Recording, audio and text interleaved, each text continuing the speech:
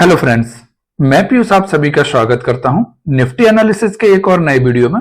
दोस्तों, कल हमारी सेंसेक्स में एक्सपायरी होने वाली है, तो आज हम निफ्टी और सेंसेक्स दोनों को स्टडी करेंगे और देखेंगे कि कल के दिन सेंसेक्स में हमारे इंपोर्टेंट सपोर्ट और रेजिस्टेंस क्या रहने वाले हैं। तो चलिए हम स्टार्ट करते हैं। दोस्तों, यहां पर अगर आप ध्यान से देखो तो जब से निफ्टी में हमने इस पिछले रेजिस्टेंस को ब्रेक किया है, निफ्टी हमारा एक चैनल में फंस गया है और डेली चार्ट पर निफ्टी एक चैनल में काम कर रहा है। यहां पर निफ्टी में एक चैनल पैटर्न बन गया है, तो जब भी हम इस चैनल के ऊपरी लाइन को टच करते हैं, आप देखें वहां से मार्केट में सेलिंग आ जाती है, और जब भी हम इस चैनल के लोअर लाइन को टच करते हैं, वहां पर आप देखें मार्केट में बाइंग आ जाती है। इस चैनल की यह जो ऊपर वाली लाइन है, यह निफ्टी के लिए एक रेजिस्टेंस की तरह काम कर रही है, और अगर सपोर्ट के लिए हम देखें तो यह जो डाउन साइड में हमें सपोर्ट दिख रहा है, ये जो सपोर्ट लाइन दिख रही है, जैसे ही निफ्टी इस पर आती है, यह सपोर्ट के लिए काम कर रही है। दोस्तों, 9 मई के दिन हमने इस चैनल पैटर्न को एक गैप डाउन के साथ ब्रेक तो किया, लेकिन हम यहां पर सस्टेन नहीं कर पाए और हमारा यह जो पिछला सपोर्ट था उसको भी ब्रेक नहीं कर पाए, जिसके कारण अगले ही दिन हम फिर से गैप अप ओपन हुए और दोबारा से उसी चैनल में आकर फंस कर रह गए। तो जब तक अब हमको इस चैनल का ब्रेकआउट या ब्रेकडाउन नहीं मिलता, तब तक निफ्टी में हमें कोई भी बड़ा मूव देखने के लिए नहीं मिलेगा। और इस चैनल के लिए जो अपसाइड रेजिस्टेंस है, वह निफ्टी में हमें देखने के लिए मिल रहा है 25,120 का।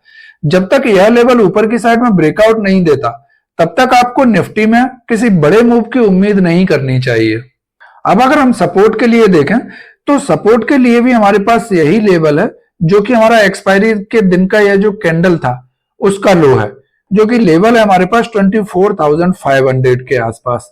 यह एक साइकोलॉजिकल लेवल भी है, तो अगर इसको भी हम ब्रेक करते हैं तो आप देखोगे कि हमें मार्केट में एक बड़ा मूव मिलने के चांसेस हैं। चलिए, अब हम 15 मिनट के टाइम फ्रेम पर चलते हैं और देखते हैं कि कल के लिए हमारे इंपोर्टेंट सपोर्ट और रेजिस्टेंस क्या रह सकते हैं, जिनके बिहाफ पर हम अपना ट्रेड प्लान करेंगे। चलिए, अब हम 15 मिनट के टाइम फ्रेम पर चलते हैं और देखते हैं कि कल के लिए हमारे इंपोर्टेंट सपोर्ट और रेजिस्टेंस क्या रहने वाले हैं। दोस्तों, वीडियो में आगे बढ़ने से पहले आप सभी से मेरा रिक्वेस्ट है कि अगर आप हमारे चैनल पर नए हैं और अभी तक आपने चैनल को लाइक और सब्सक्राइब नहीं किया, तो प्लीज इस चैनल को लाइक एंड सब्सक्राइब करें, साथ में नोटिफिकेशन बटन भी ऑन कर दें, जिससे मार्केट एनालिसिस की आगे आने वाली कोई भी वीडियो आपसे मिस ना हो। तो चलिए अब हम आगे बढ़ते हैं। दोस्तों, 15 मिनट के चार्ट पर हमें ऊपर से निफ्टी में एक ट्रेंड लाइन आती हुई दिख रही है। यह ट्रेंड लाइन हमारे लिए रेजिस्टेंस का काम करेगी। तो कल जब हम इस ट्रेंड लाइन को अप्रोच करेंगे, तो हमें यहां पर जाकर देखना पड़ेगा कि मार्केट अब यहां पर किस तरीके का बिहेव कर रहा है। क्या मार्केट एक नया प्राइस एक्शन बनाकर इसको ऊपर की साइड में ब्रेक कर रहा है, या मार्केट यहां पर जाकर एक एम पैटर्न बनाकर अपने ट्रेंड को चेंज कर रहा है। सपोज कल हम फ्लैट या थोड़ा सा गैप अप ओपन होते हैं और गैप अप ओपन होने के बाद इस ट्रेंड लाइन को ब्रेक करते हैं, तो ट्रेंड लाइन को ब्रेक करते ही हमें बाइंग में नहीं कूद जाना चाहिए।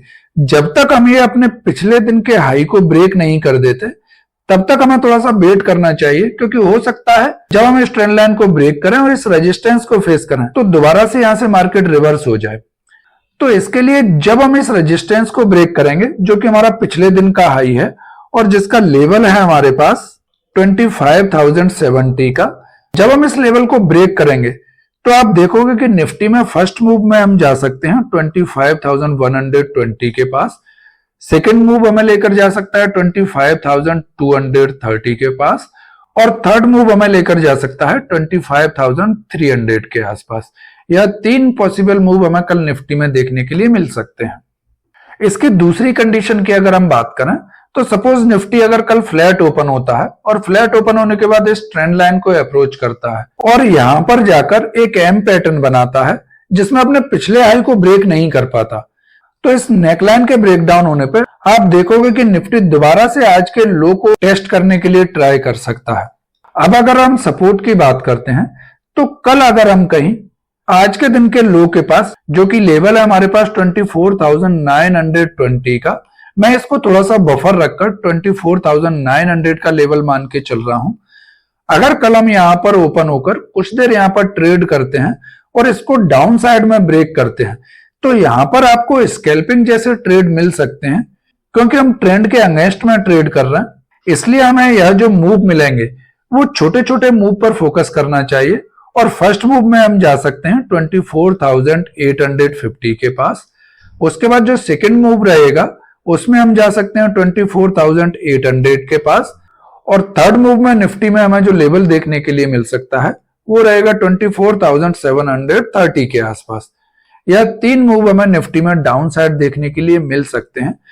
दोस्तों मैं आपको एक बार दोबारा रिमाइंड करा दूं कि जब आप डाउन साइड में ट्रेड ले रहे हैं तो आपको यह ध्यान रखना चाहिए कि हम ट्रेंड के अगेंस्ट में ट्रेड ले रहे हैं। मेजर टाइम फ्रेम पे हमारा जो ट्रेंड है वो अप ट्रेंड में बना हुआ है। तो अगर डाउन साइड में आप ट्रेड लेने का प्लान बना रहे हैं तो आपको स्कैल्पिंग जैसे ट्रेड मिलेंगे। बहुत बड़े मूव का उम्मीद मुझे कल के दिन नहीं है डाउन साइड में।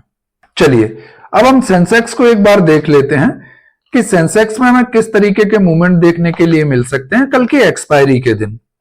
दोस्तों सेंसेक्स को अगर हम देखें तो सेंसेक्स अभी एक बॉक्स पैटर्न में काम कर रहा है। पिछले 6 दिन से अगर आप देखें तो पूरा वीक हमने एक ही रेंज में ट्रेड कर दिया है। ना तो हमने अपने इस हाई को ब्रेक कर पाया है और ना ही इस बॉक्स के लो को ब्रेक कर पाया है। तो जब तक अब हमें इस बॉक्स का ब्रेकआउट या ब्रेकडाउन देखने के लिए नहीं मिलता तब तक सेंसेक्स में भी हमें कोई बहुत बड़ा मूव देखने के लिए नहीं मिलेगा।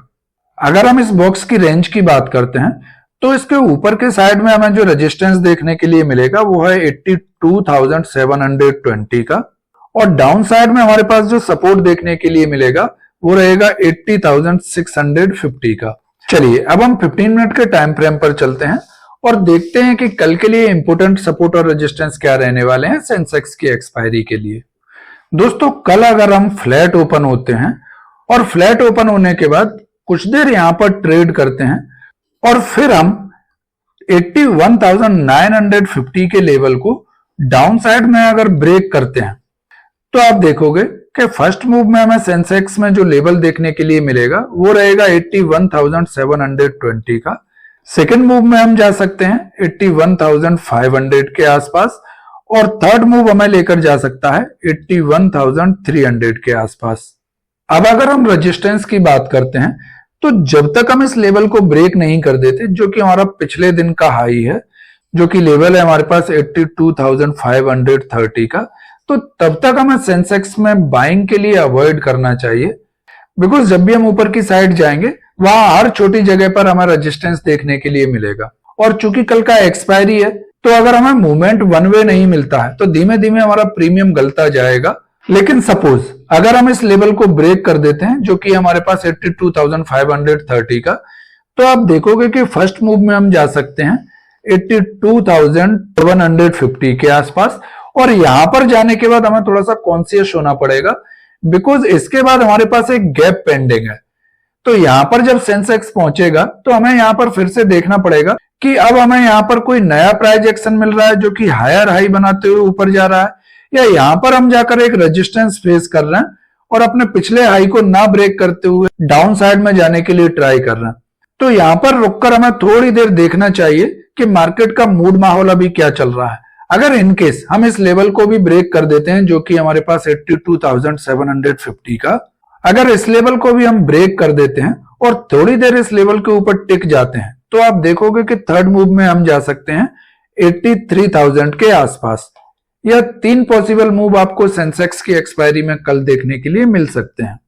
दोस्तों यहां पर मैं केवल अपना एक्सपीरियंस आप लोगों के साथ शेयर कर रहा हूं, यह कोई बाय और सेल एडवाइस नहीं है। कोई भी ट्रेड लेने से पहले अपने फाइनेंशियल एडवाइजर से एक बार कंसल्ट जरूर करें।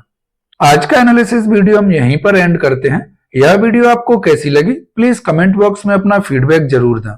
वीडियो को अंत तक देखने के लिए आप सभी का धन्यवाद। चलिए कल मिलते हैं नेक्स्ट वीडियो में।